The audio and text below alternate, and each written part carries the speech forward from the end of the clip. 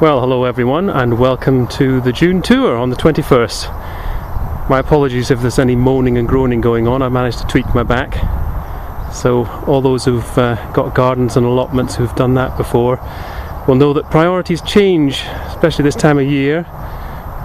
Really the main thing is getting the harvesting done, and weeds can be done later on.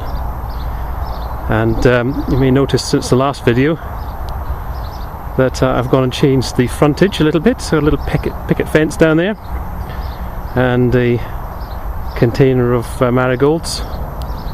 So apologies to Petals on the Pavement for he remarked that he liked the log edging. There's still around 3 other sides, and I've used the log edging I removed somewhere else. So the rhubarb is perking up again after a lot of rain.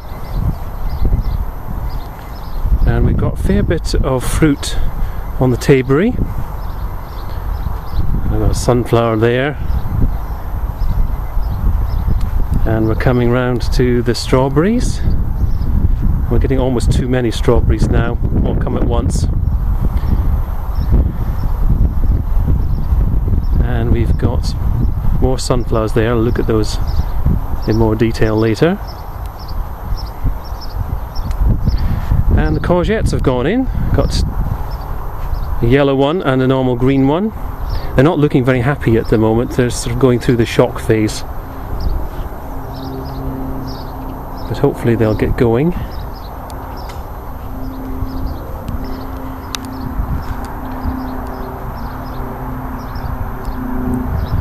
So here in the fruit cage, blackcurrants are going quite well.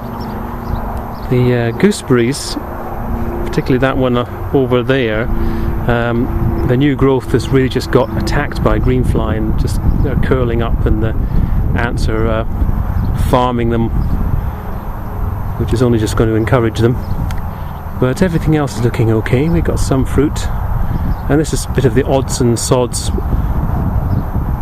bed as well. So we've got beetroot and we had spinach, we've pulled that out, and there's a few spare strawberries and onions. And we've got some broad beans just finishing off on this bed here. And the tumbling toms have taken a while to settle in, but they seem to be doing quite well now. Got some radishes in there too. And the sweet candle carrots, we've been thinning them and eating the thinnings, and the thinnings are starting to get quite big, so we're looking forward to sizable carrots out of that later. We've got more carrots along here, and lettuce.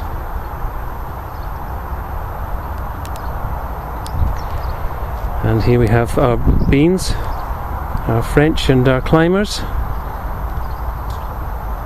And this variety of bean here has been doing rather well in terms of comparison to the others. It's quite green looking compared to some of the more yellow ones. These are quite yellowy. And we're coming up to the kholrabi, and so far no signs of bolting, although they're not getting particularly large. And we're supposed to be getting, this is a Friday, and next, I think it's Tuesday, it's supposed to be 31 degrees, and Wednesday is supposed to be 33. That's the latest forecast. It probably won't be that hot, but guaranteed that's when lots of things will start bolting, like the beetroot and the kholrabi. So if we've got some onions, shallots, and sort of leek clusters, radishes. Our onion's a little bit gnarly. I think I saw Muddy Boots talking about the onion fly being the cause of that, so we may have something to look at there. We didn't have onion fly last year, so that may have caught us out this year. Oh gosh, I don't know if this is coming across on the camera, but my goodness, these are yellow. So we're hoping that they perk up.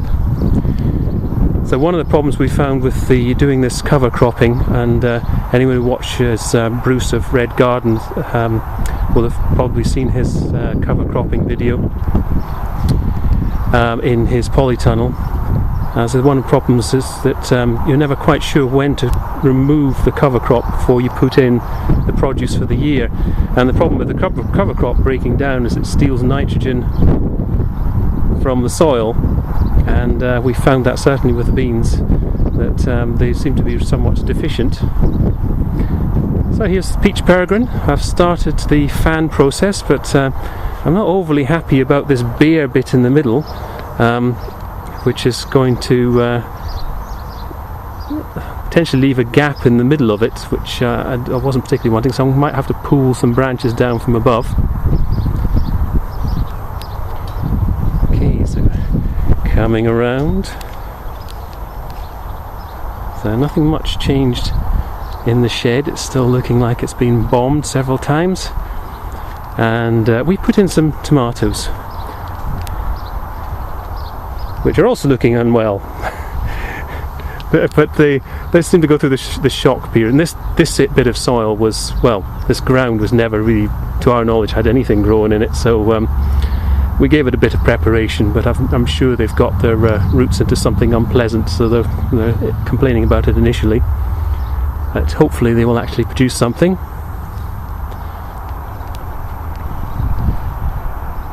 So coming round to the bank area, things are doing quite well. We've got our token lupin. Actually, there is another one coming. I think there's one coming on the other side. No, oh my goodness, I just saw a scarlet lily beetle. Don't know if I can.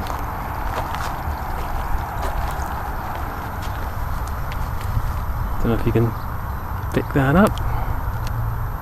Here he is. They've not been too bad, the lilies, for that little monkey. And actually looking quite clean. Pond's looking nice. Although the fountain was found down the communal path this morning, and the little nozzle on the top had teeth marks in it. So we suspect that the fox has taken a liking to it, possibly using the pond for drinking, and saw this thing coming towards it and thought, well, I'll have a chew on that. So possibly a few holes already in the bug hotel taken up. Salvia's looking great over there. Geranium is having a little bit of a lull period. Cosmos are coming through.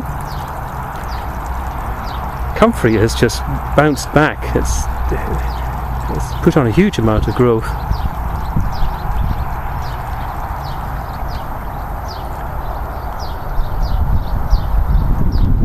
And our red love apple tree doing its thing, which mostly seems to be leaning over in one direction or another. We tried straightening up, but it just decides it's going to lean another way.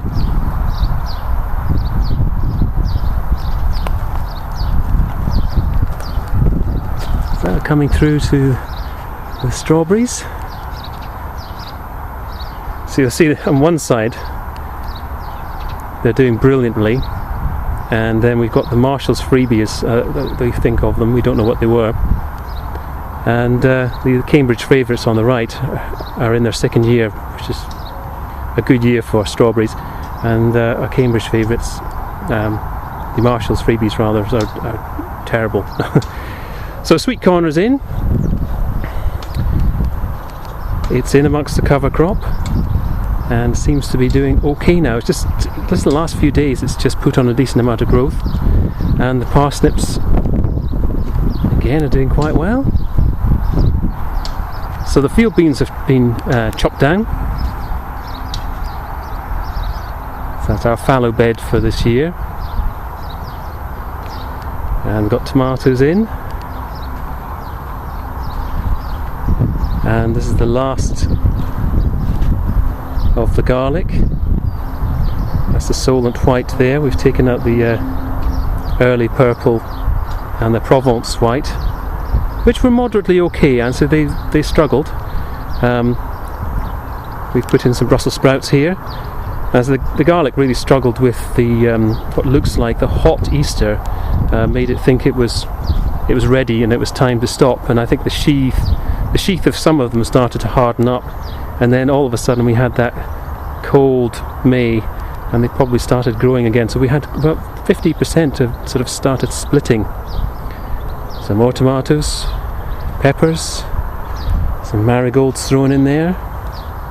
Spring onions, perhaps not completely our bête noire. They've done a little bit better than last year. We've been harvesting them, and they taste very nice. Turnips over there, and they're now netted, having been pecked mercilessly by the wood pigeons.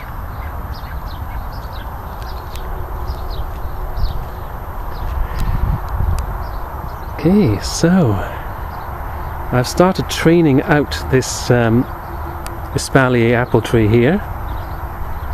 The naughty is looking nice, as is the lavender avenue. Oops, tripping over.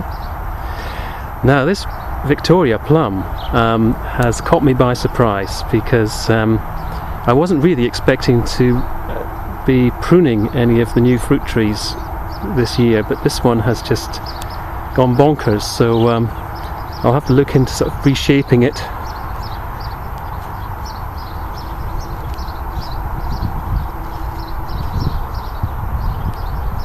Okay, so the front here, we've been having plenty of beetroot. We've got the flowers growing up. I've popped in some chives.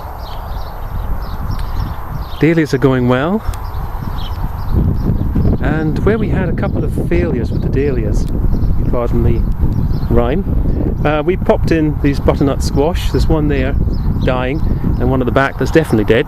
So may have to go shopping for perhaps a couple more dahlias. So coming round to potatoes. They're doing very well, looking really lush. That's where I popped the log edging, just to keep the mulch in place. Now, we were a bit late for Nick's allotment sunflower challenge, and I'm very glad we didn't enter, unless there was a category for the most ugly, mutant, diseased sunflower. I don't remember him mentioning that one, but they've not been going rather well this year. I think next year we're going to try and make a bit better effort at them. And we've got some onions and the new rhubarb, some doing better than others. These are exactly the same three crowns were planted at the same time, but very varying in how they're doing. It's probably what the soil they've got their roots into. Some spare lettuce, spare leeks. Gosh, I think I've gone over 13 minutes, which is probably the longest video I've ever made. So time to clue it up. Go back and have some lunch. Okay, there we are, everyone. I hope you're all keeping well and enjoying your gardening and eating your produce, and I will be speaking to you in the next video. Take care for now. Bye.